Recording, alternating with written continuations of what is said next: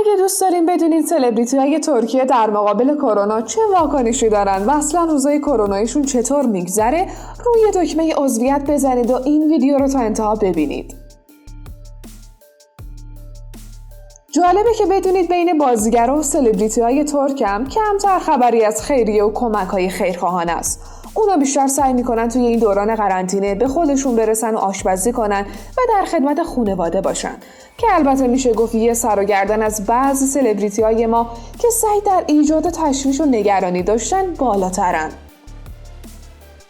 با هم چند نمونه رو میبینیم. هانده ارچل. هانده با نامزدش موراد دالکیلیش توی قرنطینه است. اونا تصمیم گرفتن دوران قرنطینه رو کنار هم و 2 نفره سپری کنن. تمام خدمتکارا رو هم مرخص کردن.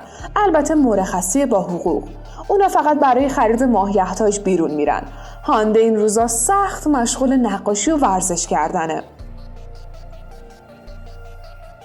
برنسات. شاید کرونا برای برنسات که خبر جداییش از کنان دوغلو همه جا پخش شده بود از همه بهتر بود. اون با همسرش آشتی کرد و روزای قرنطینه رو با همسرش مشغول ترانه نویسیه. اونا قراره بعد از اتمام قرنطینه مجموعه شعرهایی که نوشتن رو به اشتراک بذارن.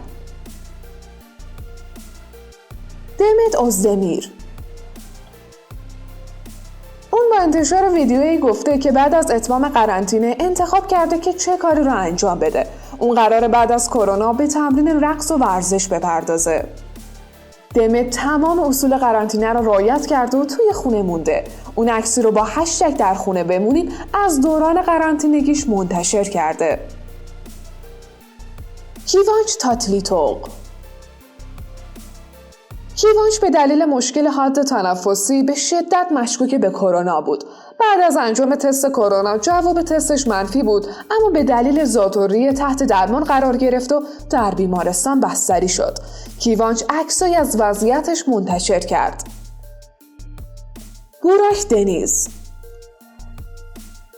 بوراک دنیز بدون دستکش و ماسک از خونه خارج شده بود که شکار خبرنگارای فرصت طلب شد و به سرعت عکسش روی فضای مجازی منتشر شد. این رفتار بوراک موجی از انتقاد از طرف مردم رو داشت. سینم کوبال.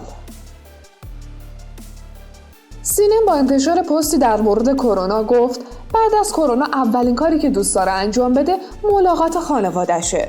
اون همچنین عنوان کرد که این ویروس به همه یادآوری کرده باید حامی جانداران و طبیعت باشین. اون گفته که در روزهای قرنطینه در حال گذروندن دوره درونگراییه. مطالعه میکنه، موزیک گوش میده و برای بقیه دعا میکنه. دنیز بایسال. دنیز بایسال که تولدش مقارن شده بود با ایام کرونایی، با انتشار عکسی از تولدش گفت آرزوش در روز تولدش اینه که زودتر این دوران تموم بشه تا بتونیم با عزیزانمون دیدار کنیم. نورگول یشیلچای.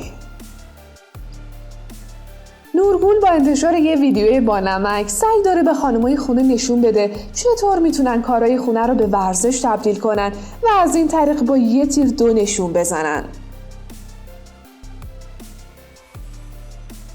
ادا ایجه.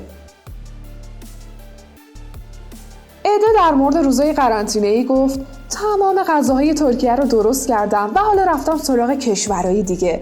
وقتی قرنطینه تموم بشه من دیگه یه آشپز حرفه‌ای هستم. اون برنامه‌های آشپزی که منو دعوت کرده بودن منتظر حضور من باشن. اوزجان دنیز.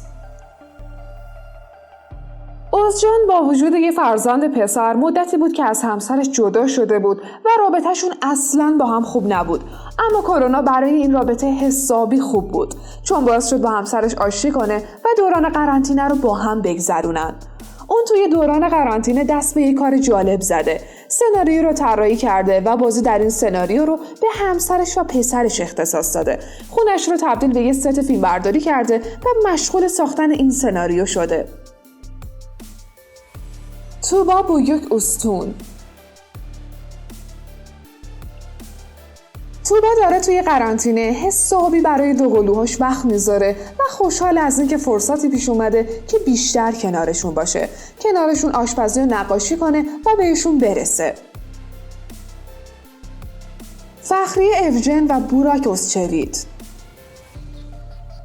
اونا از طرفدارانشون خواسته بودن که اگه مایلن برای تبریک تولد 1 سالگی پسرشون برای کرونا به خیریه کمک کنن.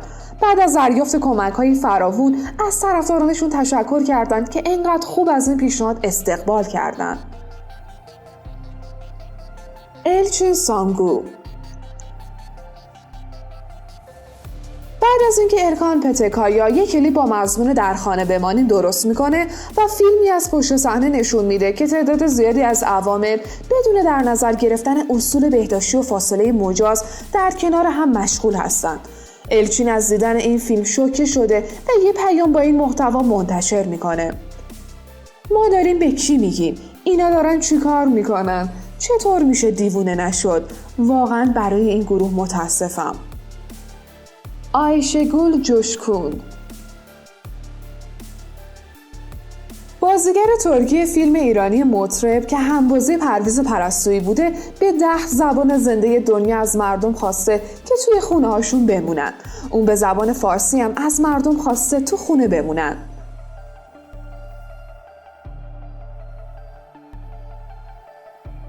سرنای ساریکایا. سرنا این روزا رو توی خونه نامزدش جم ییلماز میگذرونه و به خاطر داشتن صدای مخملی و نرم 2 ماهی میشه که داره تمرین خوانندگی میکنه و توی روزای کرونایی مشغول خوانندگیه. اون آموزشاش رو به صورت مجازی طی میکنه. ابرو گوندش. ابرو که یکی از پردرآمدترین خواننده‌های ترک است، همیشه توی کار خیر پیشرو بوده. از حمایت از کودکان بی سرپرست تا کمک به ساخت بیمارستان خیریه. اما ابرو که با شیوع کرونا همه کنسرتاش لغو شد، به موزیسین‌ها، میکاپ آرتیستا و همه کسانی که توی تیمش هستن حقوق داد.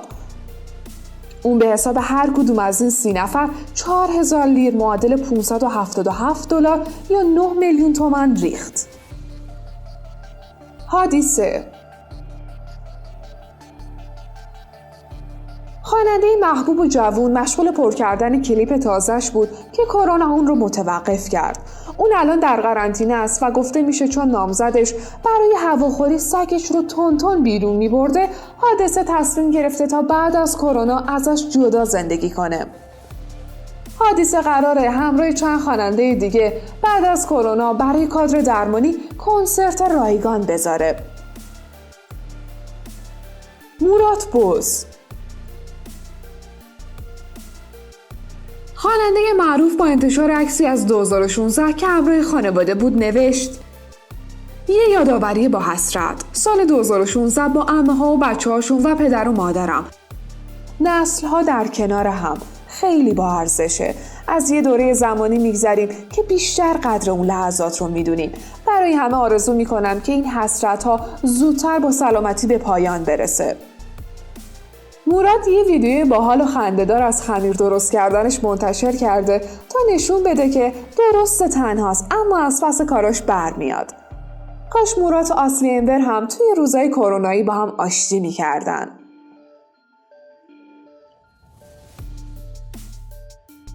گولبر ارگن. گولبر ارگن که بین ایرانی‌ها خیلی پرطرفداره، یه عکس بامزه از خودش با پیژامه توی دوران قرنطینه منتشر کرده و نوشته که من و پیژامه هم هیچ وقت اینقدر با هم نبودیم. اون بیشتر وقتش پای لپتاپ در حال کار کردن روی پروژه‌شه. وقتشه که دست به کار بشید و نظرتون رو در مورد واکنش بازیگرا و سلبریتی‌ها به کرونا برامون کامنت کنید. امیدواریم با توی خونه موندن و جدی گرفتن کرونا بتونیم حداقل باری رو از دوش کادر درمانی برداریم. مراقب خودتون باشید.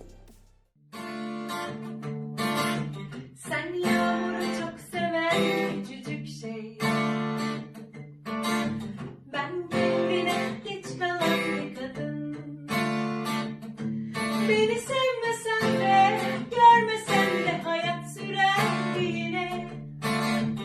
Ama kendimi sevmezdim şimdiki kadar.